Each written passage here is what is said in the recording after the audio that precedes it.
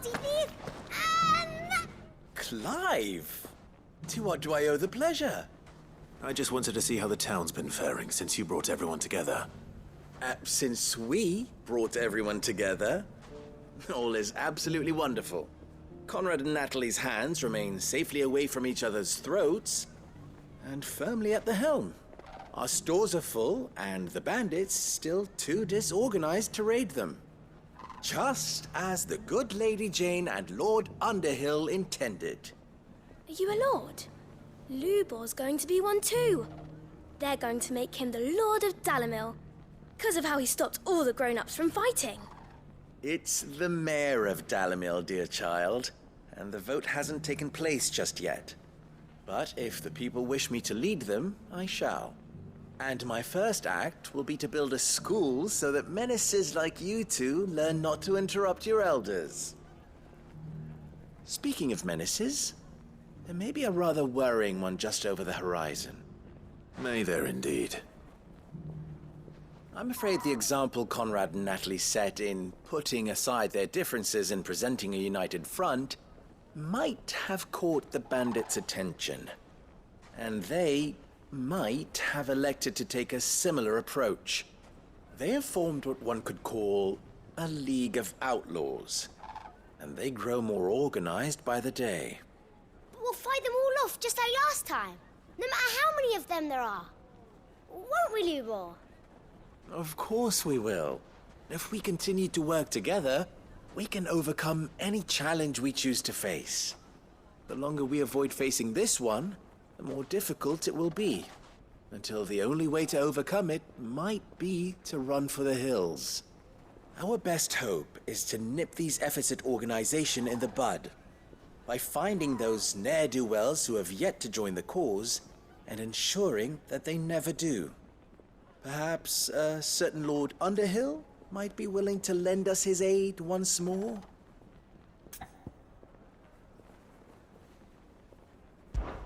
How could I refuse? Thank you, my lord. Victor will fill you in on the particulars. I have him stationed by the desert gate, receiving and collating reports from my scouts. Such an amenable soul. He reminds me of you. I'll go and speak with him.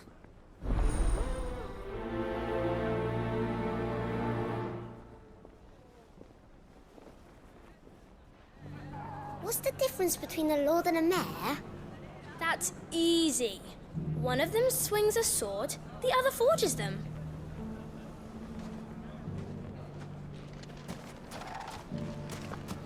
A League of Outlaws. Sounds like we have some competition.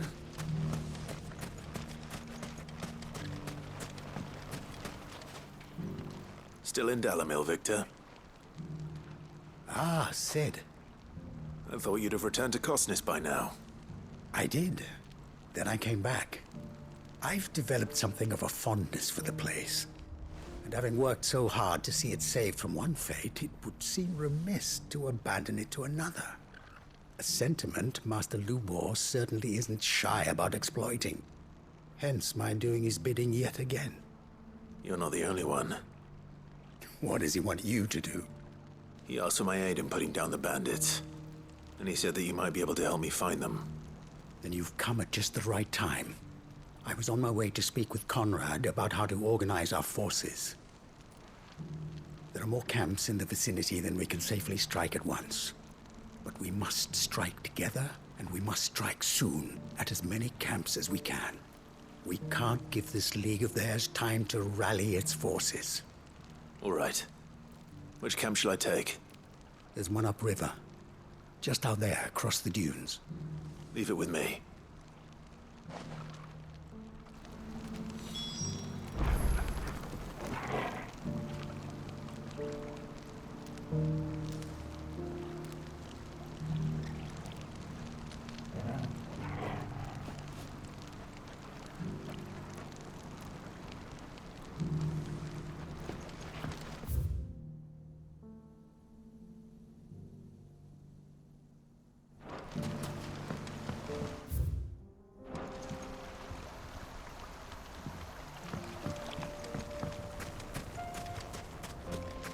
Those ne'er-do-wells want to band together.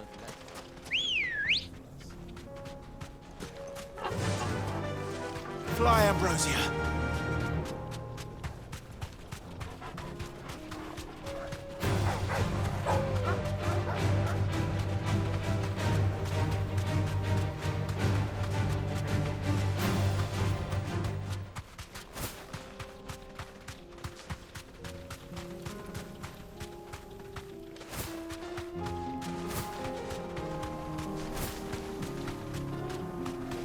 That must be the camp Victor mentioned.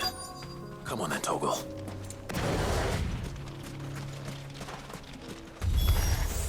That's him! The one who killed Locke and Fingers! Take his head off!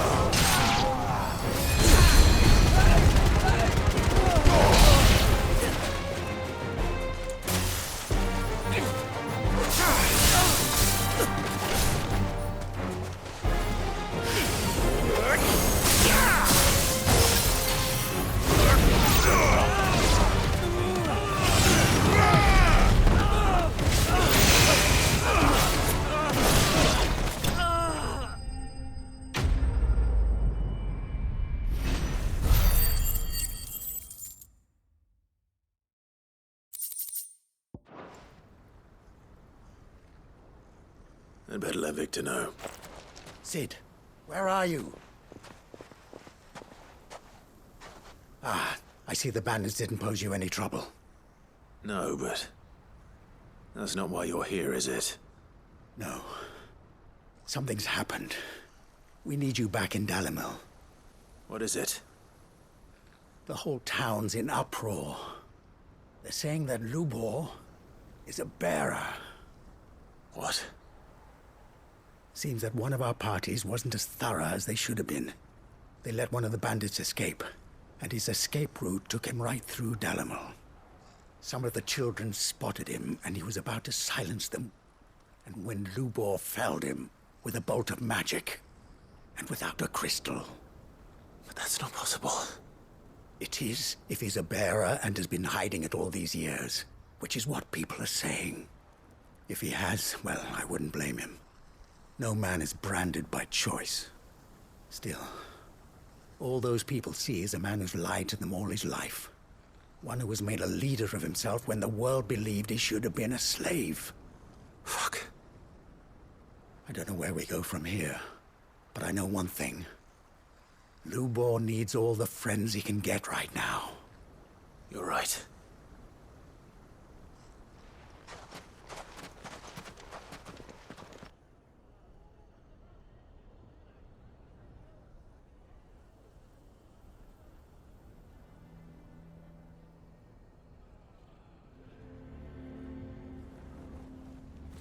And now everyone knows. I made it a habit to keep a crystal close at hand for just such an occasion. And when that occasion arose, I forgot to reach for it. Well, it was bound to come out sooner or later.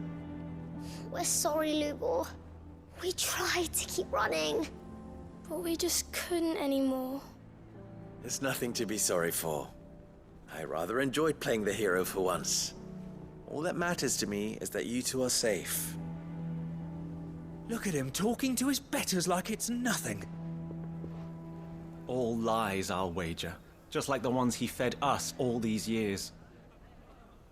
Once people make up their minds, it's hard to change them. We need to do something, and quickly. Convince the people not to let their prejudices blind them. Convince them that nothing has changed. That their enemy lies outside these walls, not within them. You're right. We should speak to everyone. I'm glad you agree. I'll handle the townsfolk. I'm a Dalmec born and bred. They listen to me. You head to the tavern. Make Conrad and Natalie remember who Lubor really is. They know that Lubor and I are friends. I might not make for the most impartial of interlocutors. Lord Underhill of Randalar's League of Merchants, however, is a trusted and impartial mediator of note. I'll do what I can. Lubor, stay here with the children. I can't promise anything, but we'll try. And that is all I can ask of you.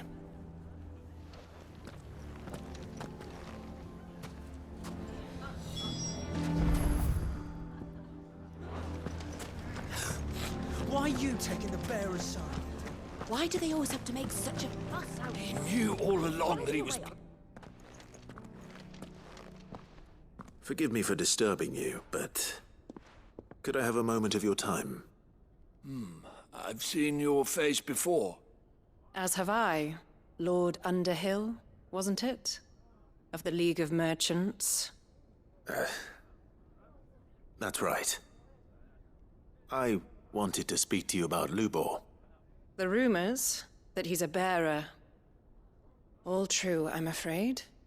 He'll never be mayor now. Not if I have anything to do with it. But what of his wares? Bearer or no, his steel is highly valued throughout the Republic. In this at least he's done the town a service. Might that not earn him a little leniency? Leniency? He pretended to be one of us when he was laughing behind our backs all the while. I'm sorry, my lord, but he lied to us. He lied to you. He cannot be trusted. So what do you propose? Will you drive him from his home? Close his forge? Perhaps. That is a question for the people of Dalimil, and they will thank you not to get involved.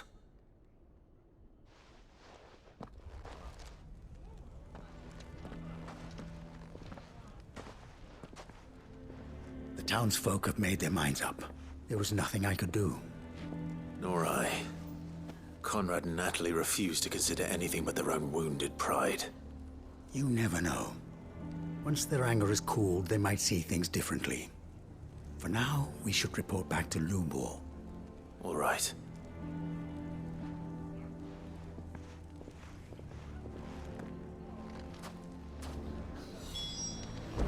Why the hell would Victor take the bearer's side?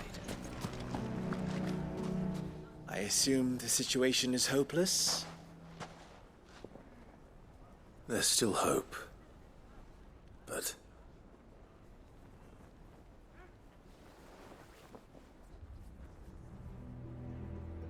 But perhaps not in this lifetime, I think it's fair to say.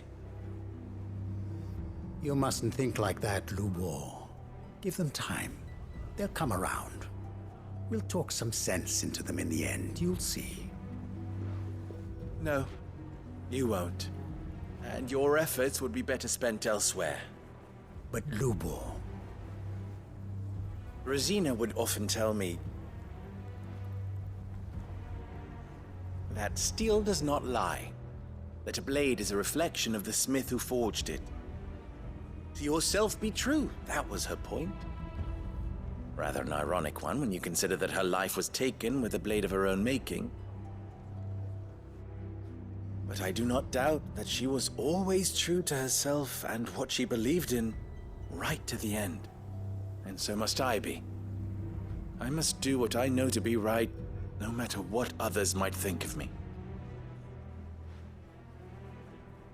And now, I know what that is. I must embrace my new role of villain so that the people of Dalimil have something to unite against.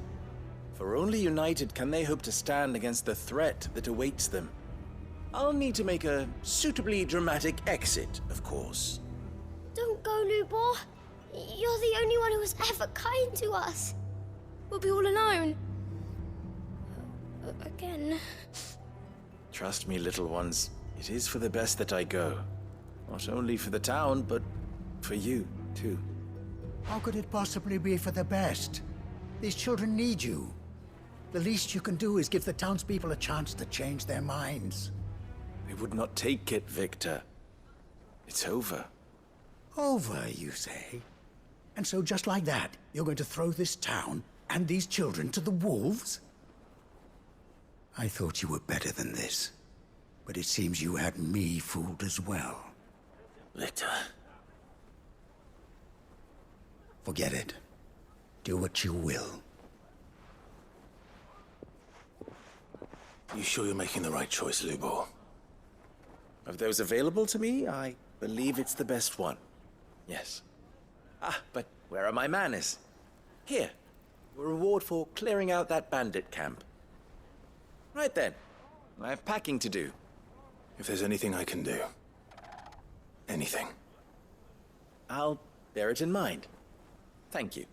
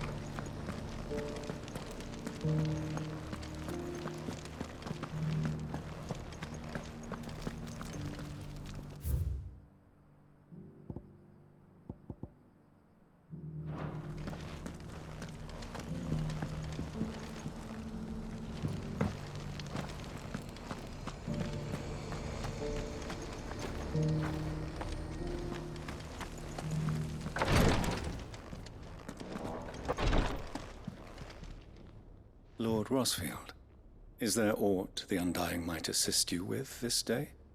Perhaps. My brother said that your order was helping him with his quest to uncover Ultima's origins. Have you learned anything of note since last we spoke? Little unless, I regret to report.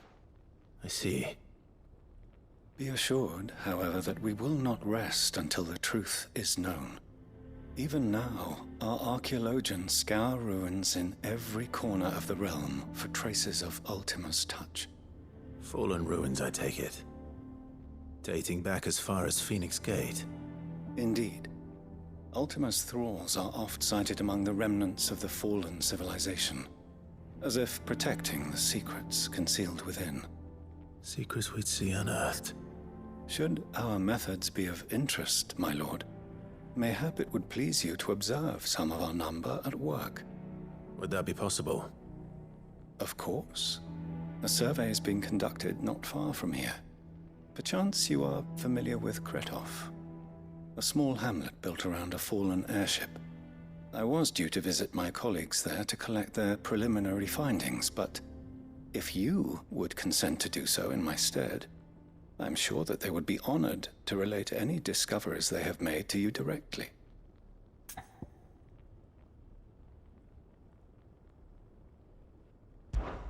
All right. I'll go and meet with them.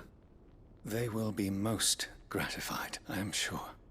Might I suggest you take the road through Titan's Wake? It will lead you straight to the village after but a short walk. Thank you. I will. I wish you a safe journey, my lord. May the Firebird's flames burn ever in your heart.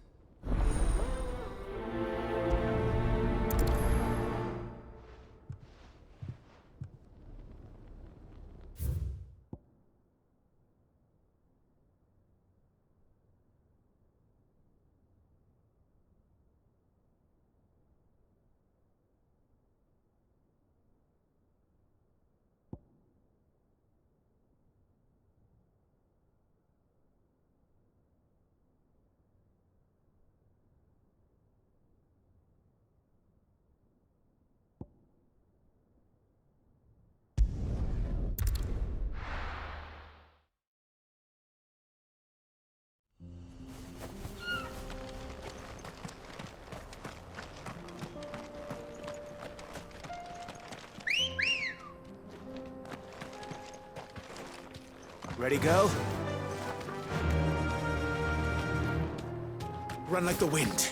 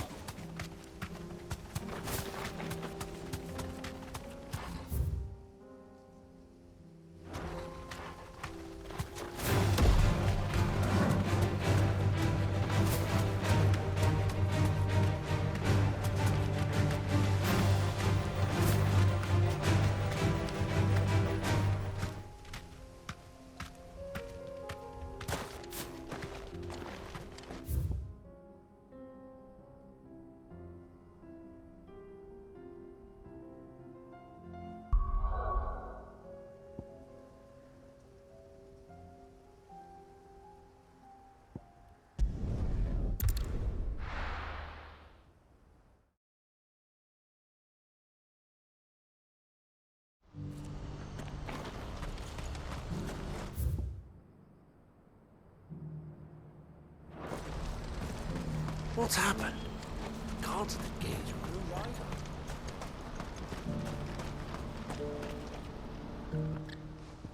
on. Clive. You'll be pleased to know that the negotiations are progressing well. That is good news. Yes. Our comrade in Randala has just sent word that the contract should be signed very soon. But I still have much and more to prepare. It's a huge undertaking moving this many bearers at once. You couldn't do me a quick favor, could you?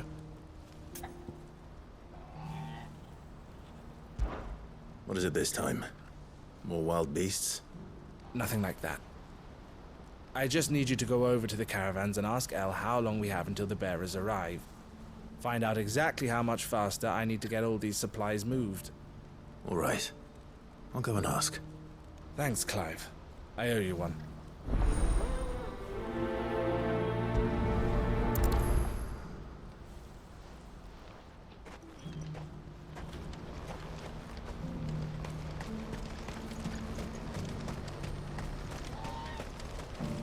You won't find a finer array this side of the strait.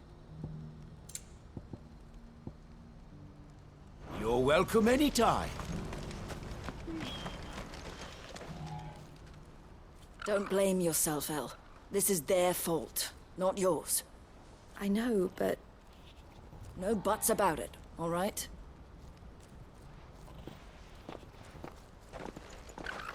Is something wrong? Vonnie came to give me a message from our intermediary. The talks with the Republican army have fallen through.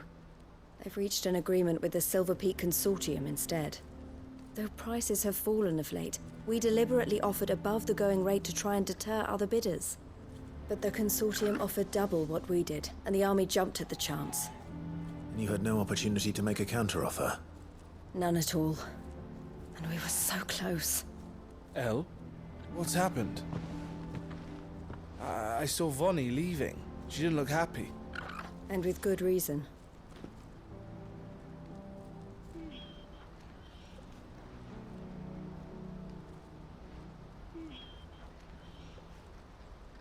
But I thought we were the only ones the Fist was speaking to about the bearers.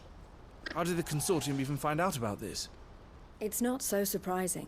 They have ears all over the Republic. This isn't over. The Consortium will have to sell these bearers eventually, and at the price they paid, buyers will be few and far between. I'm going to Randalar myself. Alone? You sure that's wise? Are you offering to be my bodyguard? How kind. Meet me at the checkpoint near the capital gates. I'll send an owl ahead and request a meeting. You go to Cashlock, Theo, and get everything ready. We've waited far too long as it is. Even if I fail to free these bearers, there will be others. Someone needs to prepare the place and keep any prowling beasts at bay. Oh, and that's me, is it? Well, it looks like I'm following orders till she gets back from meeting the Silver Peak Consortium, who've been doing their best to undermine our scheme. She'll never join them after this, surely. No, she said it herself. She still has plans for Cashlock, even if this one falls through. She means to stay with us, then.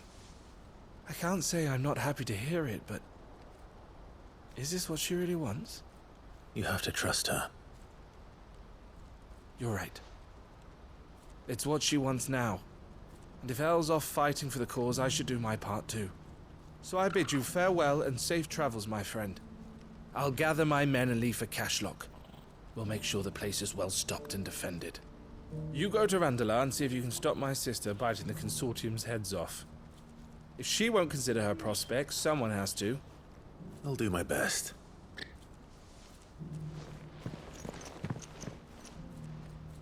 All right. To Randalar, then. I'd better not keep Eloise waiting.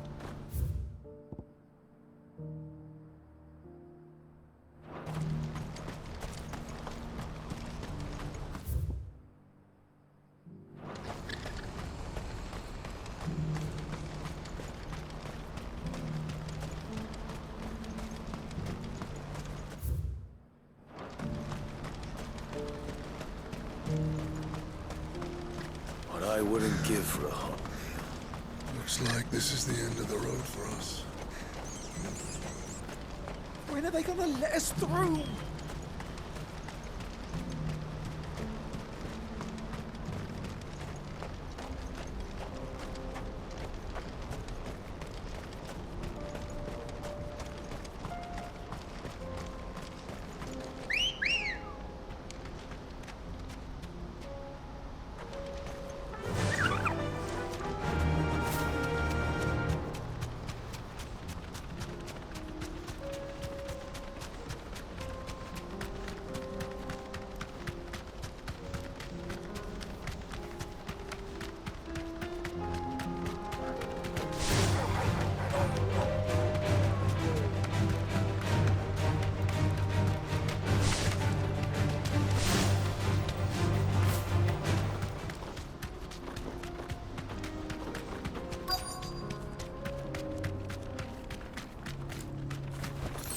Straight home now. I hope I didn't keep you waiting. Did you arrange to speak with the consortium? Here they are now. You wish to consult with me? I did. It's about the bearers you recently purchased from the Fist. We had all but finished making arrangements to buy them ourselves, and then you stepped into the fray. You misunderstand. The consortium had an interest in purchasing them from the very first. It was only our regard for you that kept us from bidding. But your hesitancy in accepting our offer to you suggested that the regard was not mutual. And so we resumed our business. I did not hesitate. I am simply not inclined to make such decisions without first giving them due consideration. But what is done is done. Come then. How much do you want for them? Alas, you are too late yet again. We rarely take on such unconventional merchandise without a purchaser in mind. The bearers belong to him now. Who is your buyer? A trader from across the water. A most demanding fellow, if it's any consolation. He insisted the bearers be fed, dressed, even given their own bunks for the voyage over. That's what you get when you deal with continental types. I wouldn't know. Oh yes, the culture on the continent is quite different to ours. They pay good money for bearers not fit for the knacker's yard, and treat them like kings. But as long as they pay... That does sound unusual. No matter then. If they've already left our shores, there's little that can be done. Allow me to withdraw my interest. And with it, my interest in joining your organization. My associates will be sorry to hear that.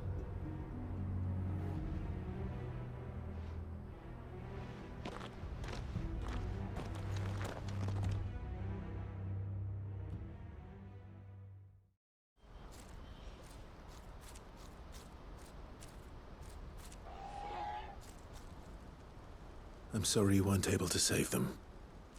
As am I. But I only have myself to blame. He was right, you see. The Silver Peak Consortium did intend to buy those bearers before I did. Their representative hinted at a possible purchase when he came to recruit me. I feigned interest in joining them in the hope he might be encouraged to tell me more. And he did just that. As soon as he left, I sent my own offer to Randalar. So you never... No.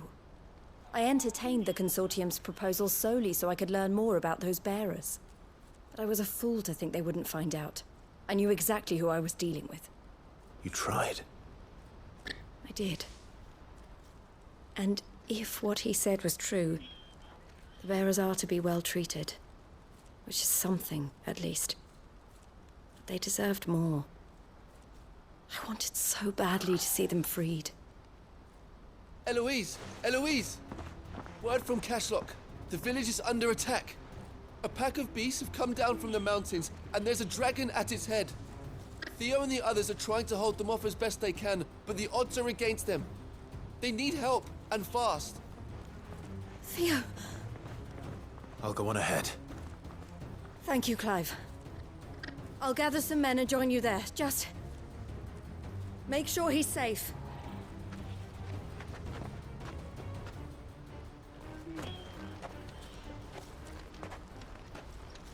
Hold on, Theo. I'm coming.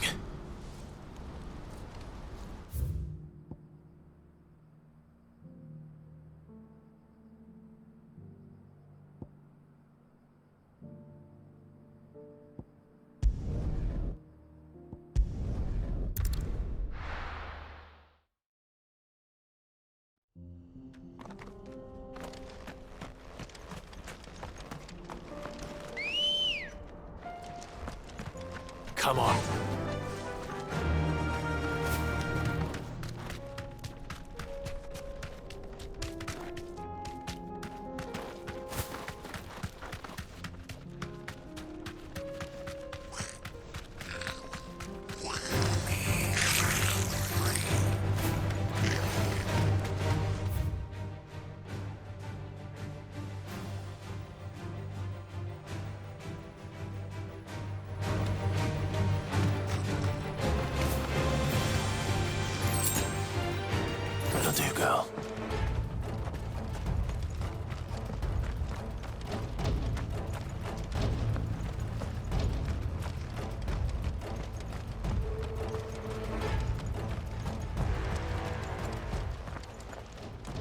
Where's Theodore? Upriver! He led the dragon that way to keep it from the village, but the whole area's flooded with ether. We just have to pray he makes it out in one piece. I can do better than that. Torgal, with me.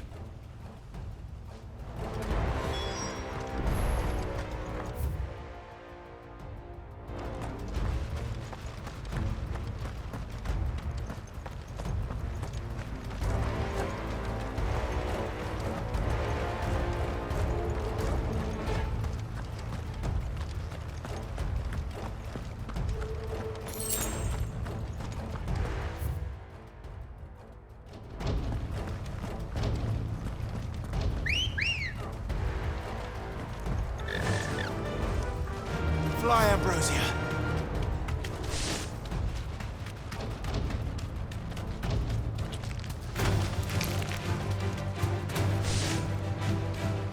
Thanks, girl.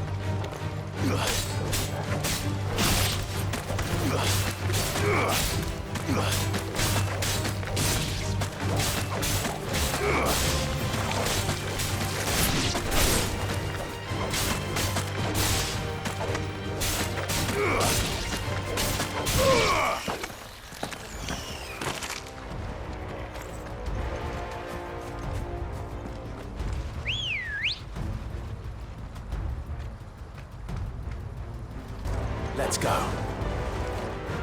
Yeah! Where are you, Theo?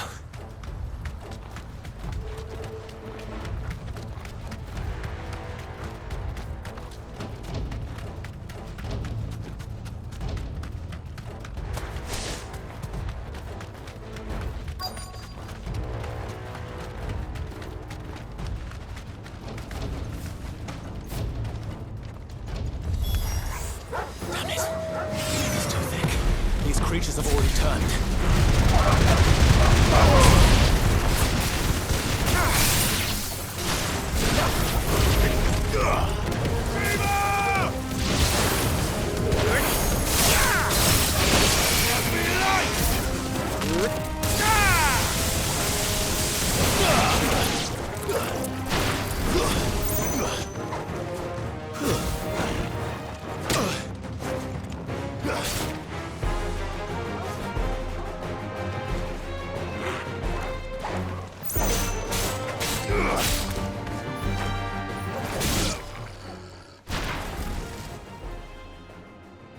I can't waste any more time. I need to find Theodore before that dragon does.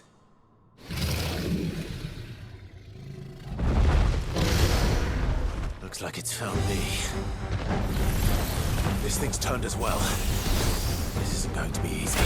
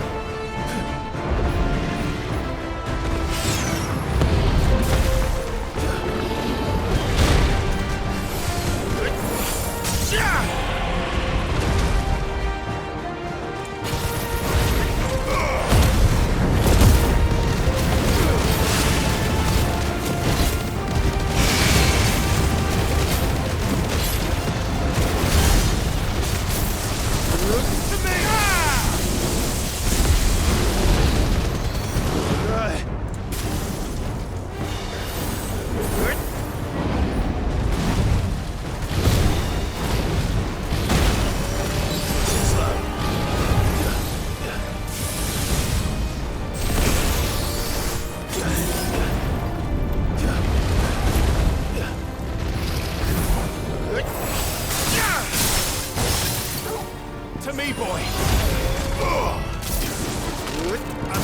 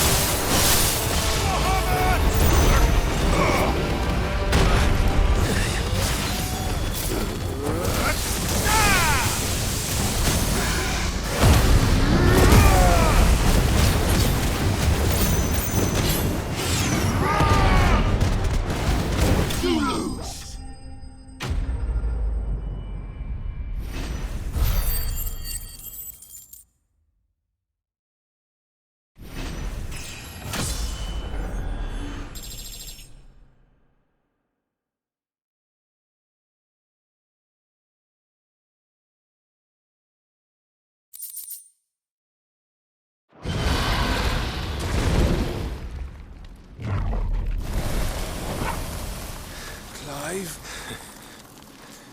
Theodore, you had me worried for...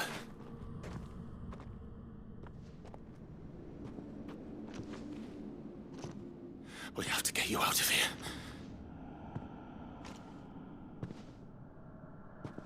I think it might be a little too late for that. Bearer or no, there's only so much ether a man can take, and that Drake just wouldn't let me leave. You have my thanks, Sid, for finishing what I could not. For keeping Elle's dream. Theodore!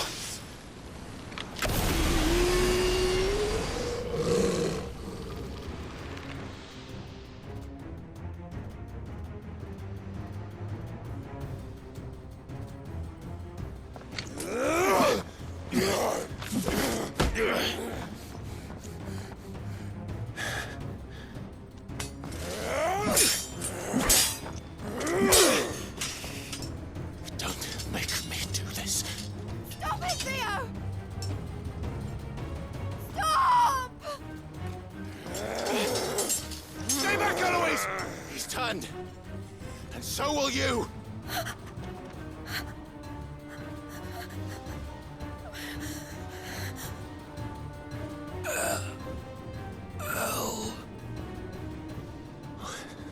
Theodore.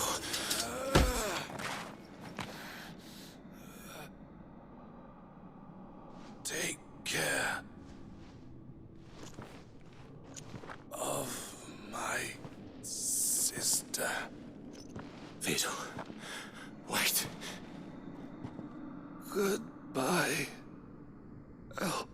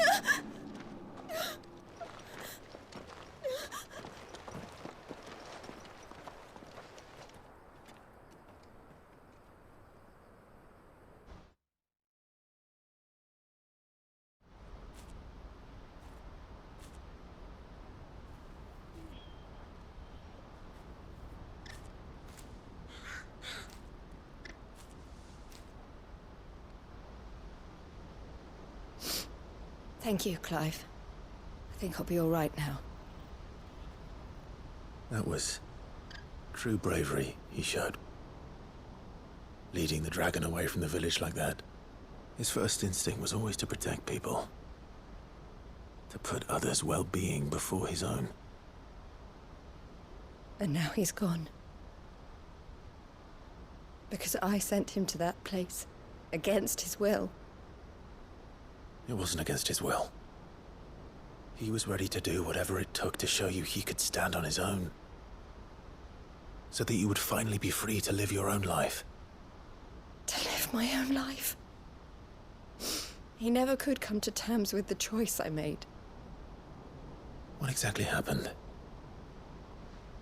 You once told me Theo was the first bearer you ever helped.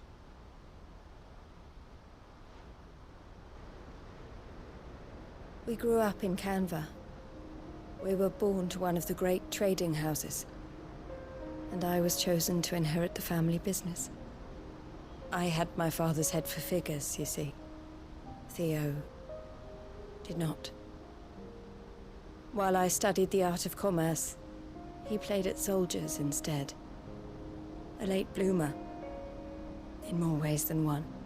For unlike most bearers, it wasn't until his 15th summer that his powers awakened. My parents tried to drive him out of the house and into the care of the constables. But before they could, I took him into mine. Theo told me something else. He clearly admired your devotion to the cause of freeing others like him from slavery. But he said you deserved a better life than this. He wanted to free you from what he called your bonds, just as you freed him from his. I would be lying if I said I had not wondered from time to time how much easier my life might have been if I had allowed Theo to be taken and devoted myself to the family business instead.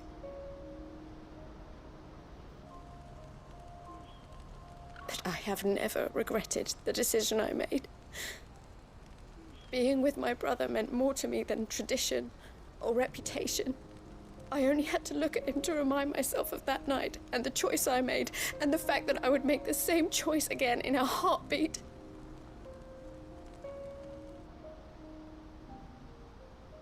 He was never a burden.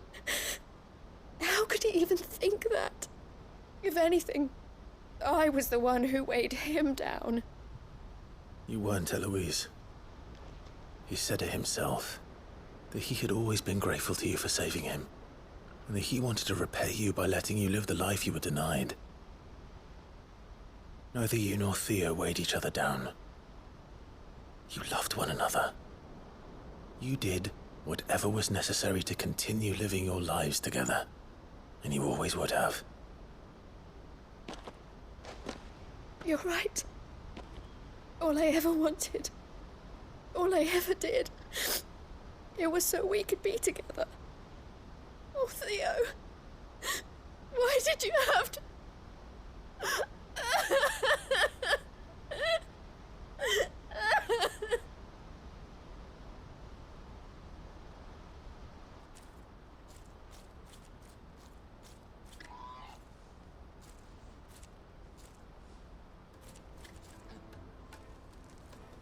I know Theo wanted me to move on, but I'm staying here at the Crimson Caravans to continue our work.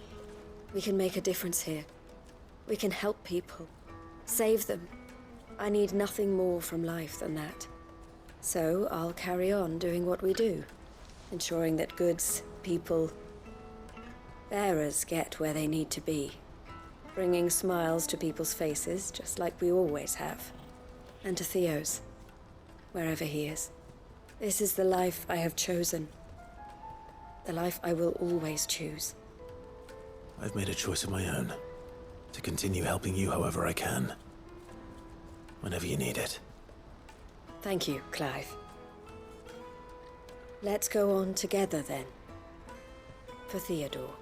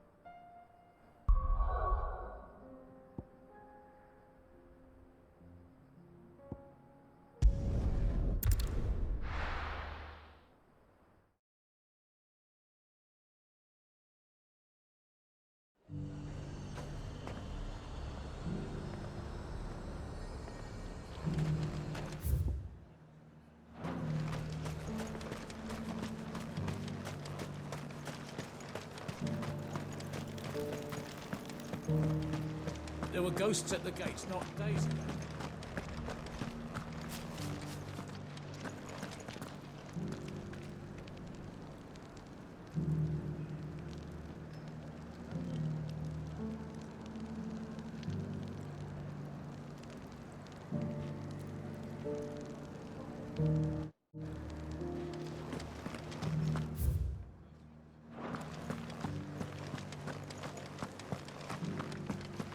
those things I said before.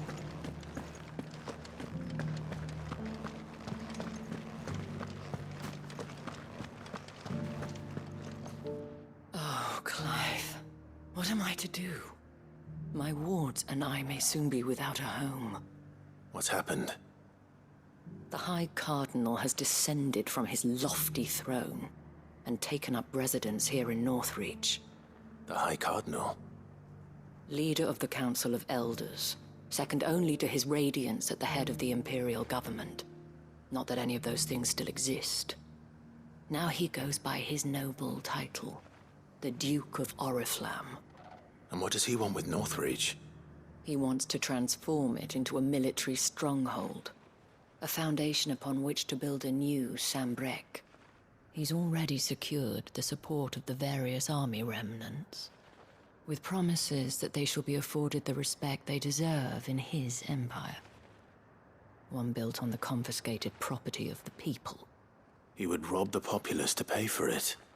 Believe me, I have used every means of persuasion to discourage him from this folly. But for whatever reason, he will not listen to me. What does Captain Philippe make of this? When the town was under attack, it was him the soldiers rallied around. Couldn't he use that influence again? How? By speaking out against one of the most powerful men in Sambrec. A man whose stated aim is to revive the empire Philippe's comrades swore to serve, and to improve the soldiers' lot within it. The captain can offer them a regular supply of gruel, and an occasional trip to the Vale to help them forget the terrors they face each day. The Duke offers them a vision of strength and safety. No. Any attempt to incite mutiny would cost Philippe the support of his men, if it did not cost him his life. But given the mood around town, mutiny may yet be unavoidable. The people have little appetite for further deprivation, least of all when it serves only to elevate others. And who could blame them? Clive, would you appeal to the Duke on my behalf? For your services to Northreach, you have the respect of the soldiers, and they will take you to His Eminence if you ask them. And unlike Philippe, no bonds of loyalty prevent you from speaking your mind to the man. Well, will you try? You could hardly fare any worse than I did.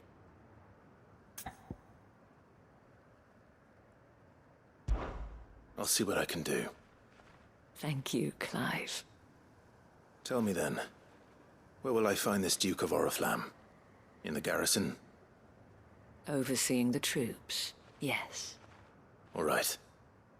Wish me luck.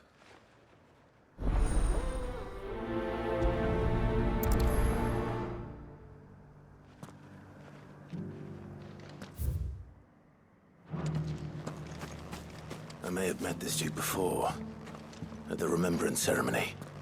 Let's hope I didn't make a strong impression.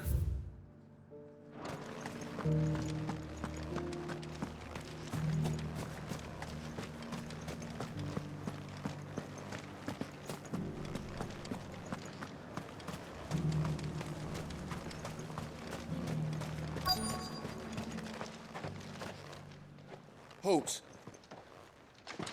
Oh, sorry about that. You're the dame's man, aren't you? You got some business with the captain? No, actually. With the Duke. I was hoping I might be able to speak with him. We're under orders not to let any civilians pass. But you should be all right. His Eminence has heard all about you and your heroics. Wait here. I'll go and ask.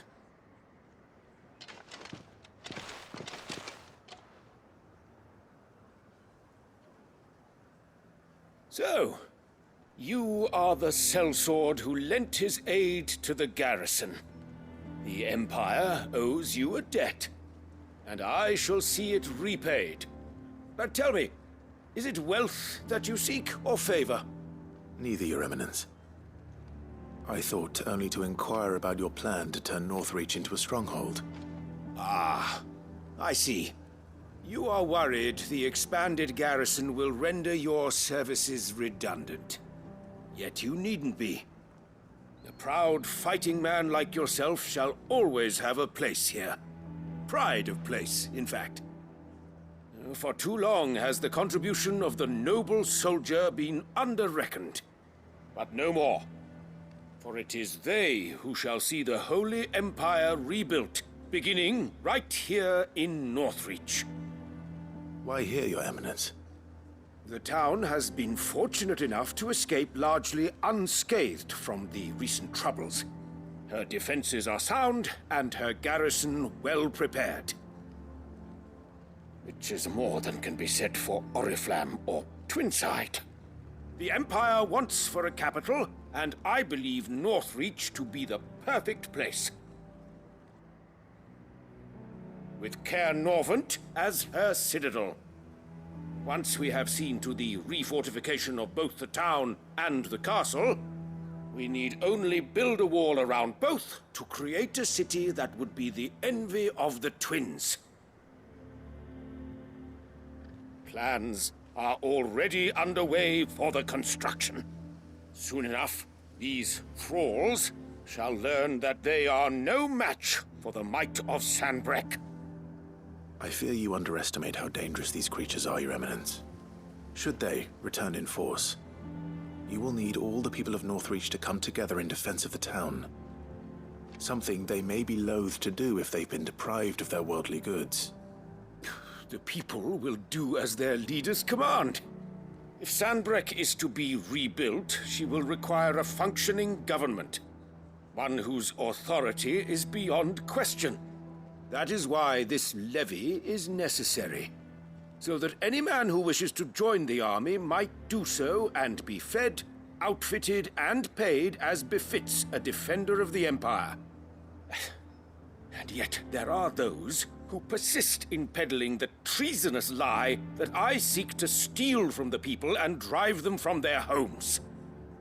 I suspect they're afraid of losing what little they have left.